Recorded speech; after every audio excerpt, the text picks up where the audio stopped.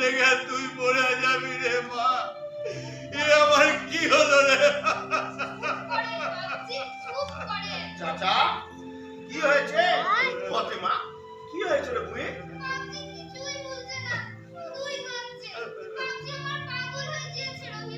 কাঁদিস না বই, কাঁদিস না। আমরা থাকি তোর ভয় কি?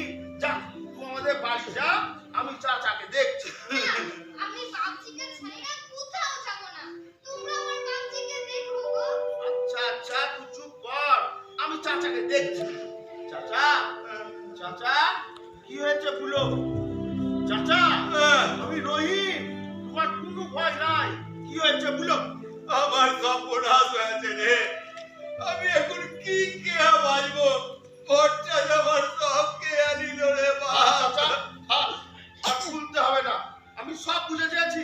হায় আল্লাহ, ও আমার নামে মামলা করবে বলেছে, আমাকে ভিটা ছাড়া করবে। আমি মেয়েটাকে নিয়ে কোথায় যাবো বলতো বাপ আমার। বলছি চাচা তোমার কোনো ভয় নাই। রহিম ভাই তো ঠিকই বলেছে বাবজি। আপনি চুপ করেন। যা করার পুরাই করবে। আপনি নড়লে আমি কোথায় যাব? চাচা তোমার কোনো ভয় নাই, তুমি চুপ করে বসো। আমরা দেখছি একটা ব্যবস্থা করা যায়। কি হয়েছে রে ফতেমা? আমি কিছুই বুঝতে পারছি না। বাবজি পাগলের মতন বকছে আর কাঁদছে। চাচা কাঁদছো কেন?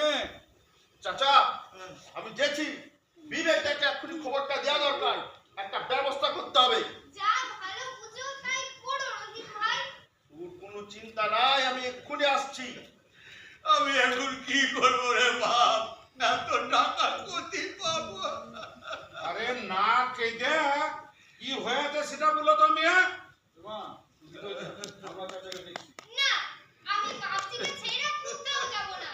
আরে জানা যখন বলছে তুই যা না কেন, তুই চাচির বাড়ি যা। আচ্ছা যেছি। তোমরা আমার বাবজিকে দেখো গো।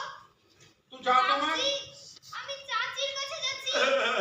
তুমি যেও না। আমরা থাকতে তুই চিন্তা কি, তুই যা।